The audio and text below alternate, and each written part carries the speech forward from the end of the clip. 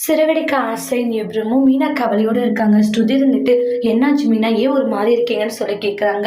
அதெல்லாம் ஒன்றும் இல்லை, இங்கே பாருங்க, நீங்கள் ஒரு மாதிரி டல்லாக இருக்கிறது தெரியுது, என்னன்றதை சொல்லுங்கன்னு கேட்குறாங்க. அதுக்கப்புறமா ஸ்ருதி கிட்ட நடந்த விஷயத்த சொல்கிறாங்க. இவ்வளோ பெரிய விஷயம் நடந்திருக்கு, ஏன் முத்துக்கிட்ட நீங்கள் சொல்லலையா? இல்லை சொன்னால் அவர் தேவையில்லாத கோவப்படுவார், அதுக்காக தான் நான் சொல்லலைன்றாங்க. நாமளே இந்த விஷயத்த ஹேண்டில் பண்ணிக்கலான்னு தான் நான் பொறுமையாக இருக்கேன்றாங்க. ஆனால் உங்களுக்கு மட்டும் ஏன் மீன் அப்படி நடக்குது? ஆனால் அதுதான் எனக்கு ஒன்றும் புரியல. ஒன்று போனால் ஒன்று பிரச்சனை மட்டும்தான் வந்துக்கிட்டு இருக்கு ஸ்ருதி. ஏன்னா நான் நல்லா அங்கே மேலும் மேலும் வளரக்கூடாதுன்றதுக்காக யாரோ போற பிளானா தான் இதுன்றாங்க. நீங்க சிந்தாமணின்னு சொல்லுவீங்களா, ஒருவேளை இது அவங்களுடைய பிளானா இருக்குமோ? கண்டிப்பா அவங்களுடைய பிளானா தான் இருக்கும்னு நானும் சந்தேகப்பட்டேன். ஆனா இது காரணம் சிந்தாமணியை மட்டும் தெரிஞ்சிச்சேன்னா அந்த சிந்தாமணியை சும்மாவே விட மாட்டேன்றாங்க. இந்த அளவுக்கு வேலை பண்ணிட்டு இருக்காங்க. அவங்க வேலையை அவங்க பார்த்துட்டு ஏன் வேலையை பார்க்க விடலாம்ல? ஆனா என்னுடைய வேலையும் பார்க்க விடாத அவங்களுடைய வேலையை பார்த்துட்டு அவங்க மேலும் மேலும் சந்தோஷமா இருந்துகிட்டு இருக்காங்க.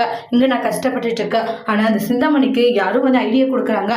அதனாலதான் அந்த சிந்தாமணி இப்படி எல்லாம் ஆடிக்கிட்டு இருக்கா. ஸ்ருதி, எனக்கு கொஞ்சம் ஹெல்ப் பண்றீங்களா சொல்லுங்க மீனானோடனே அவங்க ஒரு பிளான் வந்து டிஸ்கஸ் பண்றாங்க. அந்த பிளான் என்னன்றதை நெக்ஸ்ட் வீடியோல பார்க்கலாம். தேங்க்யூ.